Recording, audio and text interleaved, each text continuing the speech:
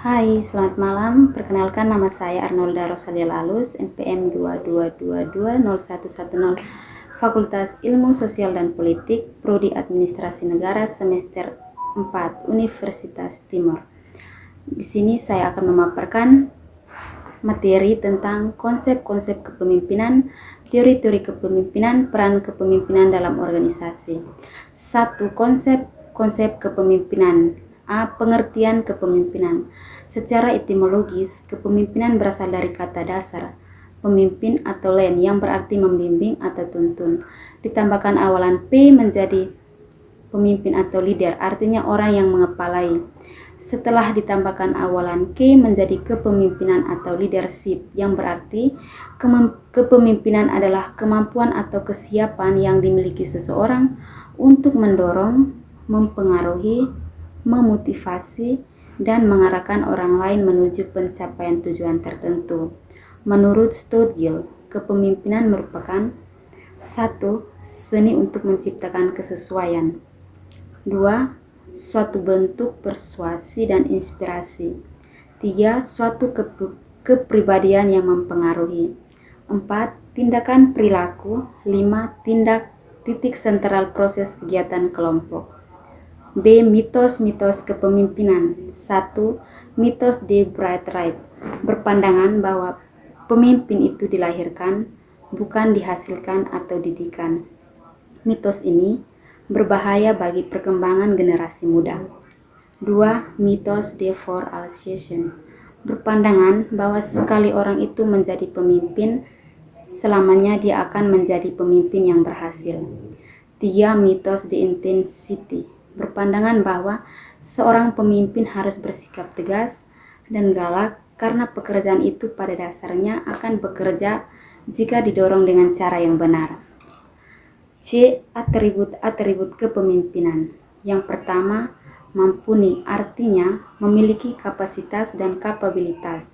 2. Juara, artinya memiliki prestasi baik akademik maupun non-akademik. 3. Tanggung jawab, artinya memiliki kemampuan dan kemauan bertanggung jawab. 4.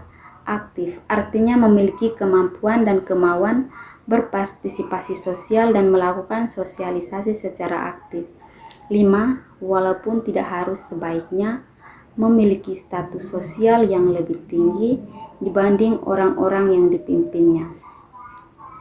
2. Teori-teori kepemimpinan. Yang pertama, teori klasik. Teori klasik merupakan teori yang ditandai oleh sifat dominatif, direktif, otoritatif, dan para pengikut harus patuh menaati perintah pemimpin. 2. Teori kontemporer.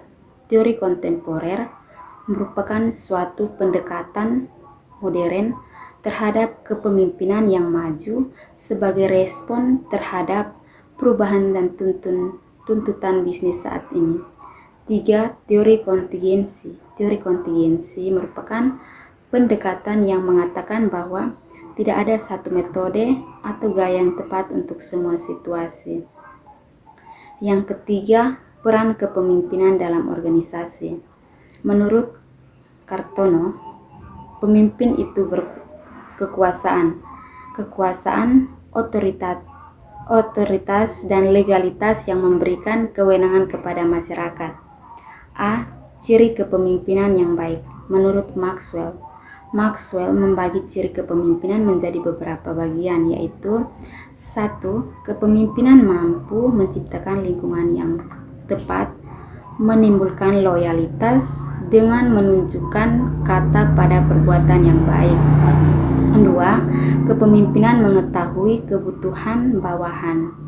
3. Kepemimpinan mampu mengendalikan keuangan personalia dan perencanaan. Menurut hasil riset dari Kausis dan Posner, 1. Kejujuran atau honest, artinya pemimpin dapat dipercaya, dipegang kata-kata atau janjinya, dan pemimpin tidak suka memainkan peranan palsu. 2. Pandangan ke depan atau forward looking, artinya pemimpin diharapkan memiliki pandangan ke depan dan perhatian masa depan organisasi. 3. Kompeten, artinya kemampuan seseorang memimpin untuk melakukan suatu hal. B. Tugas kepemimpinan. Tugas kepemimpinan pada dasarnya meliputi dua bidang utama, yaitu pencapaian tujuan organisasi dan kekompakan orang yang dipimpinnya. Menurut Keating tahun 1986, Keating membagi kepemimpinan menjadi beberapa bagian. Yang pertama, memulai, yang kedua, mengatur, yang ketiga, memberitahui, yang keempat, mendukung, dan yang kelima, menilai. Fungsi kepemimpinan. Menurut Adair, fungsi kepemimpinan yaitu yang pertama, perencanaan. A. Mencari informasi yang tersedia. B. Mendefinisikan tugas. C. Maksud dan tujuan kelompok. D. Membuat rencana. 2. Pemrakrasmaan. Fungsi kepemimpinan yaitu A. Memberi pengaruh tentang sasaran dan rencana. B. Menjelaskan mengapa penting rencana itu dibuat.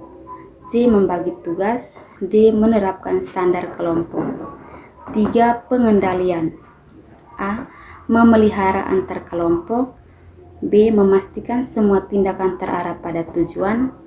C. Menjaga relevansi diskusi. D. Mendorong kelompok pengambilan tindakan. E. Pandangan. F. Penginformasian. Dan G. Pengevaluasian. Menurut Sandang Pesiagian membagi kepemimpinan menjadi 5 fungsi, yaitu 1. Pemimpin sebagai penentu arah. 2. Pemimpin sebagai wakil dan juru bicara organisasi. 3. Pemimpin sebagai komunitas yang efektif. 4. Pemimpin sebagai mediator. 5. Pemimpin sebagai integrator.